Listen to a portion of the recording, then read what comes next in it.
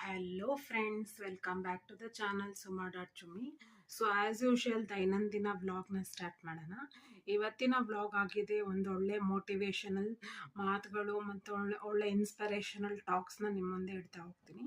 ಬನ್ನಿ ಮಾತಾಡೋಣವಾ. So start ಮಾಡೋಣ, ಇವತ್ತಿನ ವ್ಲಾಗ್ ಸ್ಟಾರ್ಟ್ ಮಾಡೋಣ. ಪ್ರತಿ ಅಂತ್ಯಕ್ಕೂ ಒಂದು ಸುಂದರವಾದ ಆರಂಭವಿದೆ. ಹೂ ಅರಳುವ ಶಬ್ದವನ್ನು, ಸದ್ದನ್ನು ನಿನ್ನ ನಗೆಯಲ್ಲಿ ಕೇಳಬಲ್ಲೆ. ನಾವು ಎಷ್ಟು ಓದಿದ್ದೀವೋ, ಯಾವ ವಿಶ್ವವಿದ್ಯಾಲಯದಲ್ಲಿ ಡಿಗ್ರಿ ಪಡಿತಿದ್ದೀವೋ ಅದು ಮುಖ್ಯವಲ್ಲ.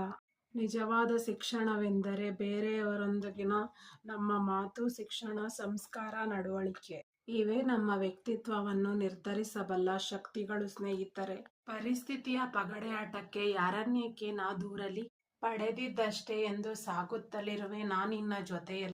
ಇಂದು ನಿಮಗೆ ತೊಂದರೆ ಕೊಡುವ ಈ ಸಮಯ ನಾಳೆ ನಿಮ್ಮ ಶಕ್ತಿಯಾಗುತ್ತದೆ.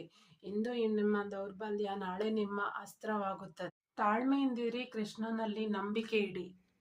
ಹಾಳಾಗಿ ಹೋಗು ಎಂದವನ ಮುಂದೆ ತುಂಬಾ ನಗುತ್ತಲೇ ಹಾಯಾಗಿ ನಗುತ್ತಿರು. ಸತ್ಯದ ದಾರಿಯಲ್ಲಿ ನಡೆಯುವ ಜನರಿಗೆ ದಾರಿಯಲ್ಲಿ ಆತಂಕಗಳು, ಸಮಸ್ಯೆಗಳು ಅವಶ್ಯವಾಗಿ ಎದುರಾಗುತ್ತವೆ.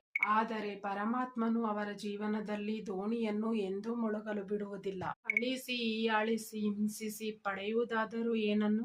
ಅಸಹಾಯಕರನ್ನು ಮೆರೆಯುವ ಅಟ್ಟಹಾಸ ಇಂದಿಗೆ ಫಲಿಸಿದರು. ಯಾವುದಕ್ಕೆ ಚಿಂತೆ, ಯಾವುದಕ್ಕೆ ದುಃಖ ನೀನು ಪಡುತ್ತಿದ್ದೀಯೋ? ಮೊನ್ನೆ ಇದ್ದ ಖುಷಿ ಇವತ್ತಿಲ್ಲ ಅಂದ್ಮೇಲೆ ಇವತ್ತಿರೋ ದುಃಖ ನಾಳೆ ಇರುತ್ತಾ? ಈ ಜಗತ್ತಿನಲ್ಲಿ ಸೃಷ್ಟಿಯಲ್ಲಿ ಯಾವುದೂ ಕೂಡ ಶಾಶ್ವತವಲ್ಲ. ಓ ಮನುಜ, ತಿಳಿದುಕೋ, ಬದುಕನ್ನು ಖುಷಿಯಾಗಿ ಸಾಗಿಸು, ಎಚ್ಚರವಾಗಿರು. ಬಲಿಷ್ಠ ಮಹಿಳೆ ಎಂದರೆ ಅಳದಿರುವವಳಲ್ಲ. ಬಲಿಷ್ಠ ಮಹಿಳೆ ಅಳುತ್ತಾಳೆ. ಸ್ಥಿತಿಯನ್ನು ಅವಳು ಒಪ್ಪಿಕೊಳ್ಳುತ್ತಾಳೆ. ತನ್ನನ್ನು ತಾನು ಅರಿತುಕೊಳ್ಳುತ್ತಾಳೆ. ತನ್ನ ತಪ್ಪನ್ನು ಸರಿಪಡಿಸಿಕೊಳ್ಳುತ್ತಾಳೆ. ತನ್ನನ್ನು ತಾನು ಗುಣಪಡಿಸಿಕೊಳ್ಳುತ್ತಲೇ ಇರುತ್ತಾಳೆ.